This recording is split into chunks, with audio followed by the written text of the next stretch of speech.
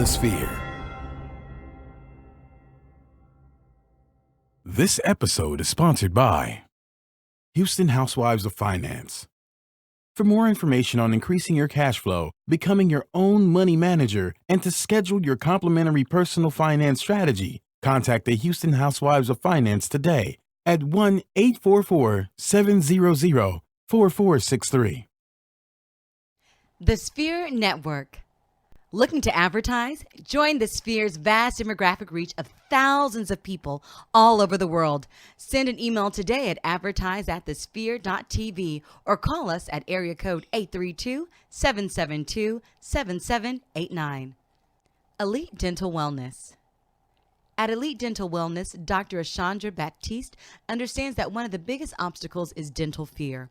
The vision at Elite Dental Wellness is to ensure every patient is treated with respect, ultimate care, patience, and love. Call us today to make an appointment at area code 713-789-8680.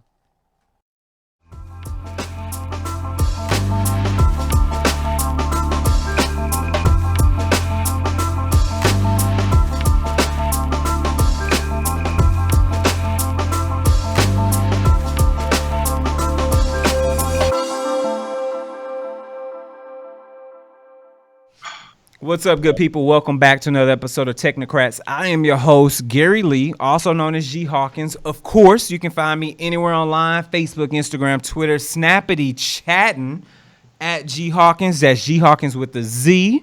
And I'm sitting here with the tech maven, the man behind the engineering plan, none other than Jonathan Davis. Jay, what up, my G? You good?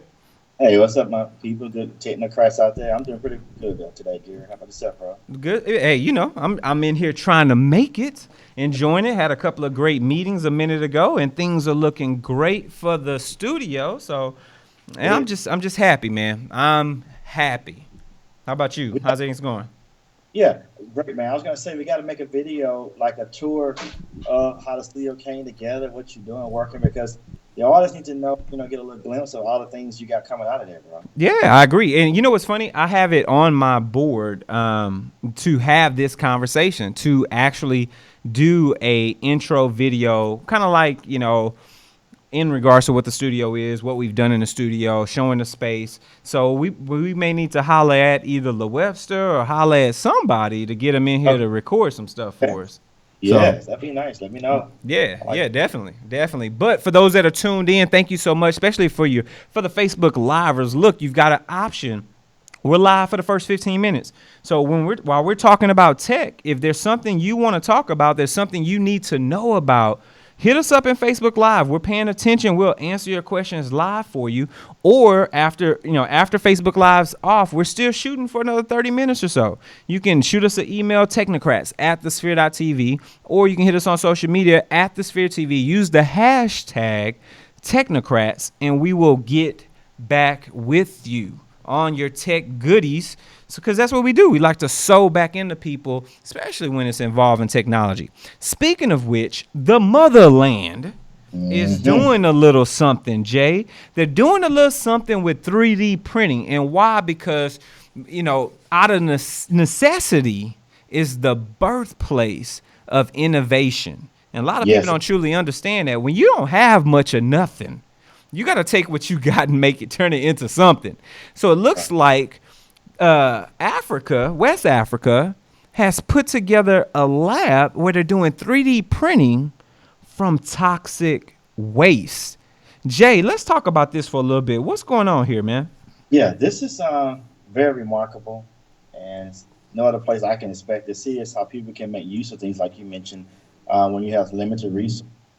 But I think about a lot of different ones of people who gain a lot of knowledge and skill sets once they get to university, academia level. But what's interesting about this story, it shows how a lot of people just have good common sense and have a lot of skills without even having to really enter the academia realm. Because what these people was able to do, they was able to find a purpose, how to repurpose a lot of technology junk. So a lot of times they have these cell phones and fax machines, computers, laptops, all the video game controllers, and you wonder what really happens to that stuff. You can give it to somebody for recycle. They can get the parts, but do all the material get broke down again and be reused for another device? But what they was able to do here out of West Africa, they was able to take all this waste, Yeah. it's equipment and things, and form it into a biometric 3D printer. Wow. And this is remarkable use of getting rid of all of these landfills of junk of technology stuff that's accumulated over the years. But the thing, not only they came with a bio 3D printer, which really made the waves in 2013, but what they're able to use it for. And it's a remarkable, like we talked about, how they have one of these at each of the main schools in West Africa, in their capital city of Togo in West Africa, rather. But it's helping a lot in the medical industry, as we talked about in earlier episodes. I can't remember that actual vendor who had that 3D printer we talked about on some episodes ago. Yeah, I remember that. Yeah, but it was affordable, and they show you how you can start your own, be an entrepreneur in your own home, starting a business. But the thing that really touched us was the organs, and I don't know, any of you all tuning in. Of course, you all watched the show The Good Doctor. But the show Good Doctor on ABC, I just happened to see an episode on Apple TV earlier this week, and it was two things they was leveraging. On the episode, the doctor that's very like a genius state, but is also autistic, was able to, from a 3D printer, to make a whole new limb for someone. I want to say a leg. Wow. And that was remarkable that they was able to print that out from the hospital, from a 3D printer, and able to get his individual the connecting piece for the leg that was shattered, and the person was able to walk and live again. I mean, live and be able to walk again. So it just shows you that it's remarkable that something that remarkable can be used, made from junk that we have laying around. And I agree, man. And I think that's the way that it should be, right? We should be able to, one, revitalize, but then utilize all the stuff that we once considered waste, put this into something that we can change people's lives with. And when you said that, like, my wheels are constantly turning. The idea that every hospital in America should have a 3D printer. The idea that anytime you lose a limb, whether an arm, a leg, whether you lose an ear, whether you lose anything, we should be at the point now where we're able to 3D print these, not just limbs, but organs based on usable tissue that can facilitate the functions that we need. And if we can do that, that changes the game completely. And of course, obviously doing that, saving lives at that level, then means our population continues to grow. So we've got to innovate in other places. We can't just stop there, right? It's a great idea to have hospitals that are able to save lives more frequently through 3D printing, which is dope. But that means more people. That means you've got to become more creative on living environment. So it's so connected to so many other things. And right now, if I can be honest, I can keep it a buck. The amount of money that's tied to healthcare is so astounding that this type of technology could be a gift and a curse. So it's something that you really have to consider when we're talking about taking technology and saving lives with it at that level, replacing limbs, replacing, things that happen in accidents, putting people back together almost like Lego blocks. You know what I'm saying? But functional. Right. And it's one thing I wanted to add, the big thing that the article was focusing on was that there's a crisis going on in West Africa and Africa as a whole, actually, that the Western countries are sending junk over to them, and it's waste.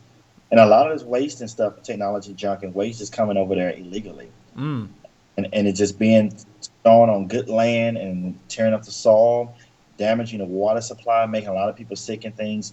And it seems these local people was able to devise and use these mechanisms and engineering principles, to make this printer and so many other things. It's just very, like I say, it's very remarkable to see how they was able to answer the call themselves instead of waiting on the government, instead of waiting on a grant, anything like that. They took it upon themselves to do it, and they even got it to work and started going to all the local schools in the area. So this is a really good story to see what's going on in places that people want to see that's a third world, but it can't be. I always say this: it can't be a third world country.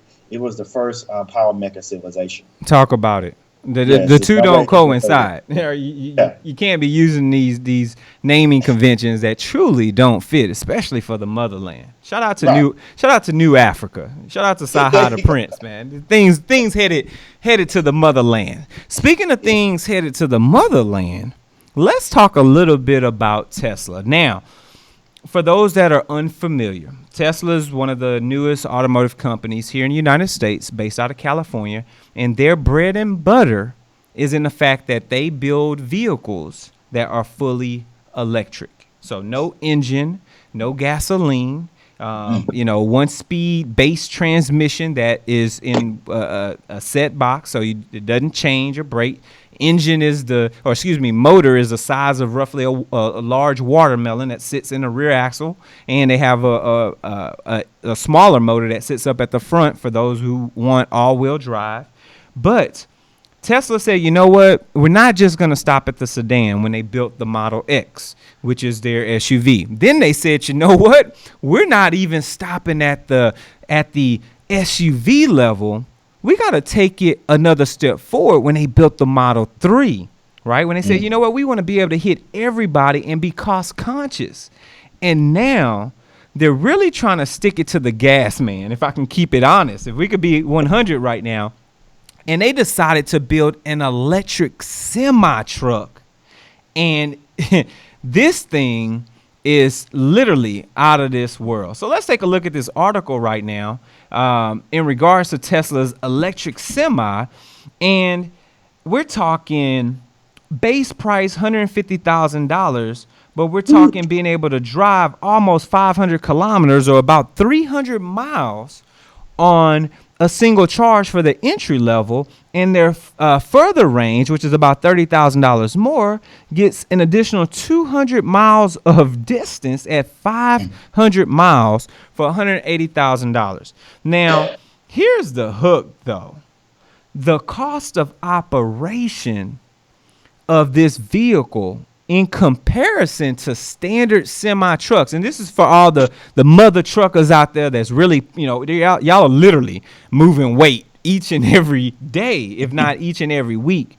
We're talking about going from $1.51 a mile roughly to operate a standard semi with gas, having to do oil changes and all those things, to roughly about $1.26. So you're saving a little over 20% of the cost of operation per mile.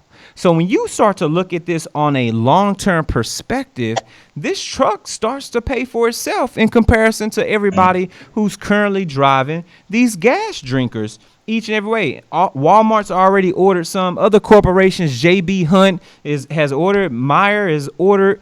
Everybody wants this new semi, Jay. And I think this is that thing that really kind of puts the icing on the cake when we talk about migrating away from gasoline. What's your thoughts on this, man? Yeah, well, you touched on it. I wish my good friend Daryl was here to shed his light and his opinion on the trucking and the logistics, where everything was going based on this announcement from Tesla. Mm-hmm. But you talked about that 20% savings. That's significant. But it don't seem like it because it said $1.51 to a dollar.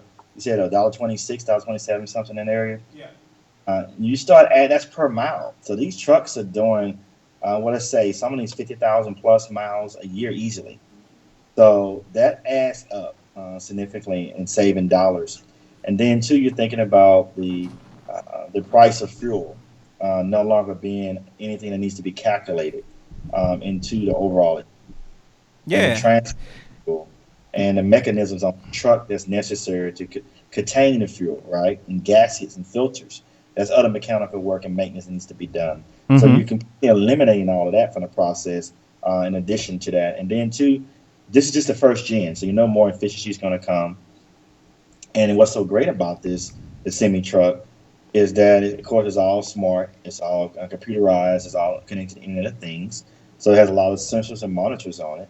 So let's just say after they watch this thing and observe it and get the data for 3 to 6 months, they may see they can do a little bit of tweaks to the code to make it more efficient. And they can make it more efficient. They can get you more mileage out of it, and do things and tune things just with an upgrade, download of firmware. So I think this is very interesting. But did you get a chance to note who all are already paying? Already start reserving this truck? Yeah, that's what I mentioned earlier. You got JB Hunt, you got Walmart, you got Meyer. People want this truck. They're putting that $20,000 down. Yeah, to grab this. And here's the thing. we're almost in 2018. So we're literally less than 45 days away from 2018. This truck goes into production in 2019. So this is less than 400 days away. This truck will start to roll out of factories, be put into production, and start to put in people's hands. And we're literally electric semis on the road. Whoever thought you'd be shipping stuff via an electric vehicle? I don't know, man. But, huh? I gotta ask you this. Talk Think about about the Transformers Optimus Prime, okay? Think about as a kid, we used to see truckers, and they used to pull, the air horn and blow that, and they let the smokestack out. Yeah. The truck, the exhaust. That's gone now. Gone. Seeing the big trucker and getting the gasoline, driving the big truck stops and things, and getting gas. I mean, they are changing everything I know from this area of my life, and that it's a big change, bro. It's a significant change. So many people is going to change from this. I agree, man. I agree. And you know what's another change that we need to make? We need to make a change in people's finances. So this particular portion of the show is sponsored by the Houston Housewives of Finance. So did you know that only 4 states in the United States offer financial education? 33% or more than 77 millions of Americans don't pay their bills on time. 39% of Americans carry credit card debt from month to month. And 39% of adults say that they don't have enough in savings. Don't become one of these statistics. Let Houston Housewives of Finance advise you on increasing your cash flow and becoming your own money manager by scheduling your complimentary personal financial strategy. Contact Houston Housewives of Finance today at 1-844-700-4463 or send an email over to info@houstonhousewivesoffinance.com. Ask us how you can participate in a complimentary financial literacy workshop near you. Houston Housewives of Finances are the new faces of the new age of financial services. And this is what they do. You want to get your hands on these ladies, so make sure y'all give them a call to get your finances in order. Now, what'd you say, Jay? I said, that's it. Yeah, there it is. You got to get that. Got to have your money right. So, Facebook Live, we love y'all. We adore y'all. Thank you so much. Shout out to Kevin Steele. Estee tuned in. Talisa, what's up? I appreciate your cousin. Shanir's in the building.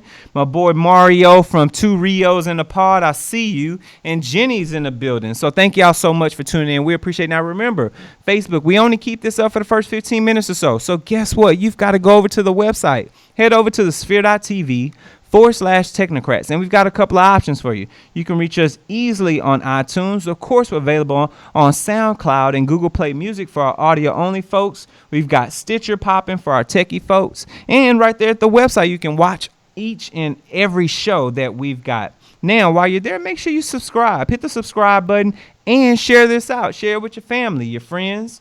Share it with your lovers. Share it with your haters, your colleagues, everybody. Let them know where they can go to get the insight to technology each and every week. And while you're there, if you want to sew back into us, you want to put a dime in somewhere, put a nickel in somewhere, head over to sphere.tv/donate. We've got a couple of options for you. We've got a single donation as well as a Patreon-based donation. And for those that do donate via Patreon, we're going to get some exclusive content just for you. Hey, good people, thanks again for tuning in via Facebook Live. And remember to head over to the Sphere. All right, Jay, let's keep this show rolling. So, Yes. Next up to bat, and actually, I want to stick on Tesla just for a quick moment because they did a twofer, right? When they talked about the semi, just so happened Elon walked off the camera a little weird, and next a little video came up, and in that video, they decided that we want to show y'all or showcase something a little bit different. And for those that are watching right now, you get an idea of those semis rolling and Elon showing you how these semis can run in an automated mode and do a follow procedure for each other and basically just stay aligned. But there was something else that he showed towards the end of the night. And see me when I say this. I want to tell y'all this. The dude decided to bring back and update the Tesla Roadster. Now, this was something that nobody expected. And we added a new link on our Run a Show just to talk about this. So if for those that are watching right now, we'll pull up that link or article for you over at tesla.com/roadster. But he decided to bring back once again the original, the old school Roadster into the building, and it was phenomenal. It was 0 to 60 in under 2 seconds. This vehicle was probably everyone says this is the fastest production car currently in the world. And I'm ecstatic to say that, we're going to talk about this, or really want to put this in. For those that are watching us right now, we're going to zoom into that. You can see that red vehicle that's sitting on that stage is our Tesla Roadster. And this was simply phenomenal for those that were trying to look for something to move away or migrate away from the Model S, migrate away from the SUV. This little vehicle, and you get a good glimpse of it. This was literally, no one expected this. I can't continue to speak on this enough. This was something that nobody expected. Now, obviously, this won't go into production until the end of 2019, 2020. But guess what? They're already starting to take orders on it. And I'm thinking about hopping on the list. So, I just feel like it's a necessity at this point to try to stay in the family. You know what I'm saying? So it just is. No. It is what it is. So, yeah, I'm happy to. I'm just looking at this vehicle. It's such a nice, looks so good. So anyway, that's the Tesla Roadster. Once again, it's shooting for about $250,000, but guess what? 250 miles an hour on top speed. It's going 620 miles of range, and I'm ecstatic, completely ecstatic to have this in. So, and we're going to get Jonathan back in because it looks like our Skype call dropped. So we're going to get him back in here in a quick second. And I think internet looks good. We're going to go up to the website. So over on the Run a Show, there's another article. There you go. Go ahead and maximize that and put that up, because I want people to be able to see this vehicle. And this is pure beauty. For anybody that's watching us right now, this right here is something literally of pure beauty. And we got Jonathan coming back in on Skype. So he'll be back in a quick second. Jay, you there yet? Yes, I'm back in. Okay, cool. Your video's not up yet, but we'll definitely bring you in. I'm talking about the Tesla Roadster right now, and we're going to scroll down a little bit so they show the little bit of the video of it. This car is gorgeous. Acceleration 0 to 60 in under 2 seconds. First time ever done. 0 to 100 miles an hour in 4.2 seconds. Quarter mile sub 9 seconds. Never been done before in the world. Sub 9 seconds. I've got to get this vehicle, and I'm not even into the speed. I'm not even big on speed, Jay. But from the fact that you can go over 600 miles on one charge, I'm literally blown away. Blown away. So there it is, folks. And we scroll down a little bit more. You get some more insight in what the vehicle looks like. You got some stats there. $250,000 for the Founder Series. Base price is $200,000. So you're going to end up spending somewhere around between $200,000 and $250,000. But it's beautiful. If we scroll down a little bit more, you get an opportunity to see the back of it and what it's going to look like. You get an opportunity to see the T-top of it with the white interior. I mean, and it seats 4. Now, the 4 in the back, or the 2 people in the back, I don't think that's going to be a good look. But it does seat 4. So I'm excited for that. And, Jay, I still don't have your camera yet. I don't know if you can turn that off and back on. But I don't see you yet on camera. But I do have your audio, good sir. So okay. So, there you go. Perfect. You're back on. But, yeah, man, what's your thoughts on this Tesla Roadster? Game over. Get Ferrari, McLaren, horseshit. It's over. This is a hypercar Yeah. right here. Yeah, This, literally. yeah, it ain't no dream car, supercar, hypercar. This is a whole nother league of technology um, being used with luxury touches and for a price point of 200K. Tesla, what they have done, this is change. This game over, man. They changed it. Yeah. Everybody else got to go back to the drawing board. Everyone has to go back to the drawing board if they want to compete against this. Yeah. Um, I hadn't been this excited for a vehicle in a very long time. I'm just being honest. I am truthfully excited to get behind the wheel of this machine, this monster, man. Yeah, I mean, I don't even know what else to say. But I know one thing to say. I can tell you all that are tuned in right now that this particular portion of the show is sponsored by us right here at the Sphere. So, are you starting your business or looking for a place to advertise? Do you have a need to reach out to thousands of people across the world to build your brand or sell your product? If so, get your product placement and advertising needs handled right here at the Sphere. We offer a wide variety of content delivery platforms, including iTunes, Google Play, SoundCloud, YouTube, iHeartRadio, Spreaker, and Stitcher. Plus, we have a vast demographic reach within the United States, as well as modern countries across the globe. Our enriched content and inspiring dialogue, coupled with your strategic ad, is surely to hit the mark every time. Call us today at area code 832-772-7789 or send us an email over to advertise@thesphere.tv. So let me migrate away from this Roadster because if I keep looking at it, it's crazy, man. It's crazy. it's It's that thing. So looks like let's move a bit over into our digital trends. Now, for those that are unfamiliar, our digital trends are where we're talking about things that have been happening over time that sit really well in our current atmosphere that is continuing to trend up and up and up until it becomes a daily habit or daily satisfying taste for just about everyone on this planet.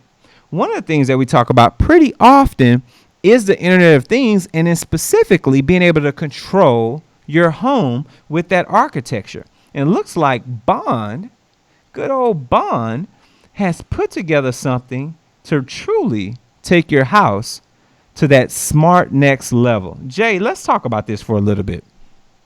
yeah. So the bond is everybody, like you say, this is the digital trend that's going on. Many manufacturers, Samsung, LG was like the first two to hit the game. I don't know Panasonic. I think Panasonic tried to do a little bit as well, and of course Sony and Mitsubishi, but Mitsubishi kind of fell off.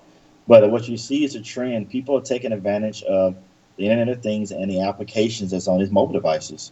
And Android is leading the way. Apple does have HomeKit, but so many people have bought into in the last 2 years to Alexa and the little hockey puck, the Echo Dot, that this thing really made it just simple. It's the right time to launch and to release right for the holidays. But what Bond does, it makes everything you have smart, your appliances. So we're talking about your ceiling fan. We're talking about your TV that's already smart, supposed to make it smart. I'll tell you why they make that claim in a minute later. But just think about a lot of your air conditioning systems and control systems that you have throughout your home, curtains, light fixtures, things such as that. So what Bond does is a little device like a hockey puck.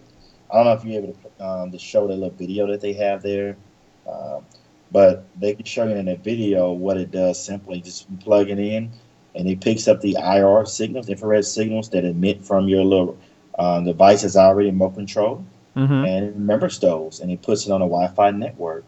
And once it's on that Wi-Fi network, your Echo Dot or your Amazon Show or your Amazon Echo can control it via voice control, and you can view certain things, your cameras and everything from this. So it makes everything convenient. It makes everything be voice controlled, and it opens up a lot of other features too. It breaks down limitations that you have with a traditional infrared remote control that's not Bluetooth.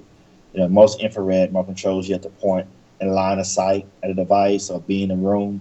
But now this frees you from having to have all these different remote controls. You just have your voice now, or you have an app you can go into yourself, and you can see all your devices that's in your home, and it makes your home become a smart home.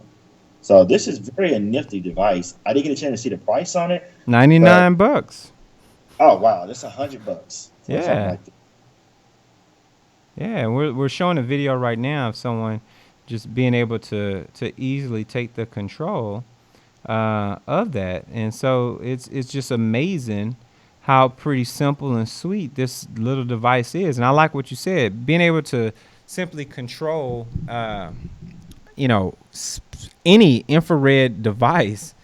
I mean that, yeah, I'm loving that. I may have to go on and get a demo, Jay. I may have to, I might have to order one. I'm just saying, it's that's what it's looking like. I need to get my hand on this little James Bond hockey puck. Yeah. So what I wanted to touch on and add briefly is that just think about it: the needs of having a control, uh, having like RTU or remote control smart wiring done in your home, cable and everything, running Ethernet to it. That and a device that wasn't originally made to do this purpose, but it's leverage old tech and bring it to new tech Yeah. protocols. You know, I mean, and for $100, come on, this is going to be something that you just plug and play in a matter of 30 minutes or less. You make all your devices and appliances perform as if they was intended to be smart devices from the get go. Huh. Yeah, I'm gonna have to take a look at the user guide and get a better, dive a little bit deeper, because I want to get an understanding of, what works with it, what won't, if it's just stuff with IR, or if it's something that doesn't use IR. I want to know how that, how that's facilitated. So, Right. those are things that are going to be overly important to me, because it is, right? It is. It is indeed. This is nice. Yeah. Yeah. So Yeah, so I'm with this. I'm scrolling through the list here. That's what hence the hesitation. But I'm from a conversation perspective. But it's got first thing first, how to set your bond up, how to connect it to your Wi-Fi, add a fan, and then obviously it pairs with Amazon Alexa, which then opens up opportunities for all kinds of other stuff. So yeah, and that way you're talking to Alexa, for the bond, and hey Alexa, ask Bond to do X, Y, and Z. So Alexa, turn Office fan to 50%. That kind of stuff. I'm. Where's the order button at? Hold on, I just got excited. I'm like, cause I love to be able to control my fans. Hold on a minute. I'm about to yes. order one of these things. Like real talk. Yeah. I mean, that's just among your air conditioner systems, your ceiling fans, lighting controls. I mean, this is just appliances as well. I mean, so this is just, and the list is growing. Like they say, they bring in support and integration for smart things, Nest, Wink, and IFTTT. So, and a lot more on that list to come. So, $99 is good to jump on this bandwagon now and just be able to get your home, make it smart. Yeah, I'm with that, man. Totally with that. That's a great pick, Jay. Great pick, good Thank you. sir.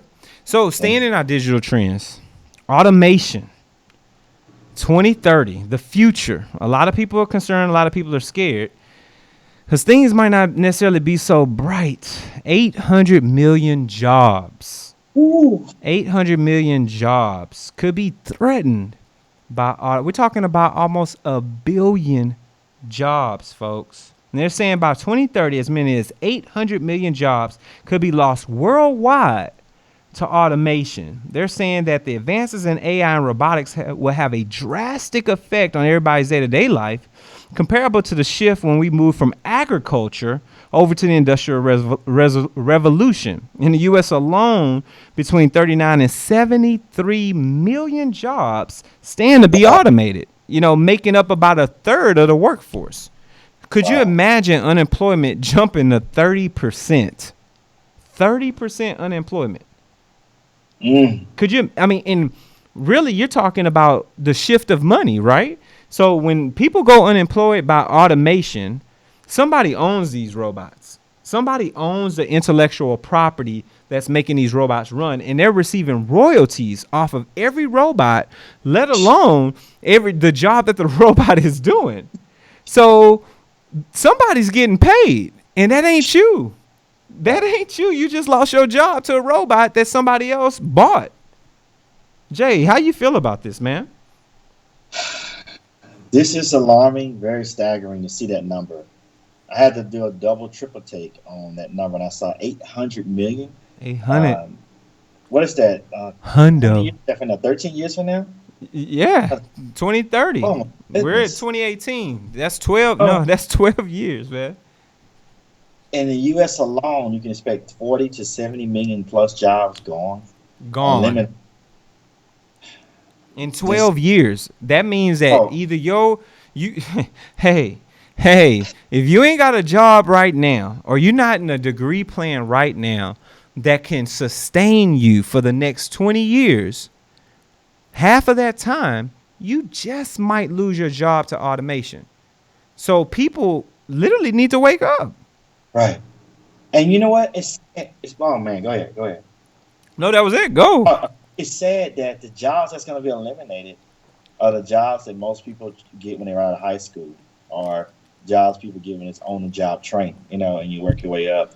All the jobs at the fast food restaurants are no longer, like we talked about in earlier episodes before as well, about going in a place and see like a kiosk Yep. and you order at McDonald's what you want. And then we talked about Starbucks working on projects and test sites now to get rid of baristas, things there, have it all automated and robots. Then we talked about the autonomous pizza truck delivery. How the truck have one person on the truck instead of going to a place you have several people making pizzas. The truck makes the pizzas, get everything out as you order from your app, and then you even got like a thing that can person walk to the truck and they pick the pizza up from there. So it's just going to be more and more. You see, everybody's going to buy into this whether they want to or not. Because I think about it like this: say if you had a business, Gary, where you were employing 10 to 15 people, Okay. in shop, and someone else opened a business next door to you, and they employing 10 to 15 people.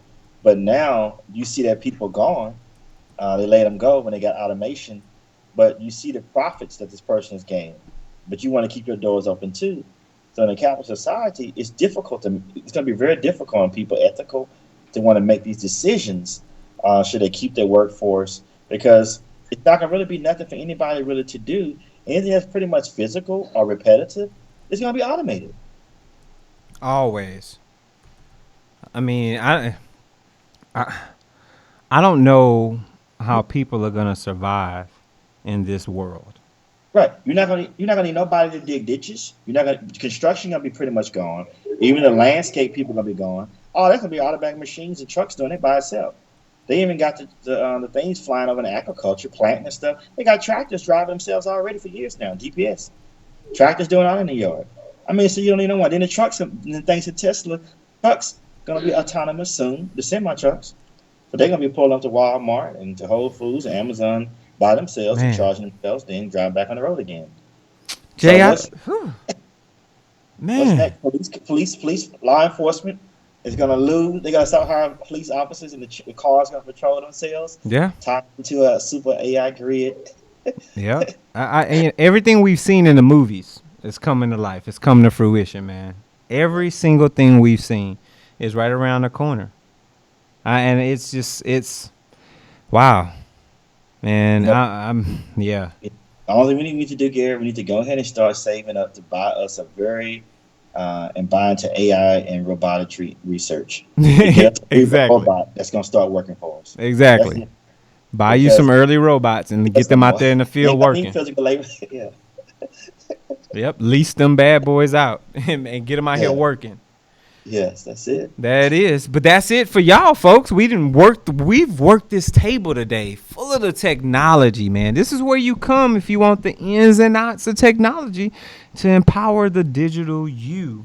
Good people, Jay, thank you so much, my man, with the master plan. I always appreciate you, good sir. I could not do this show without you, my G.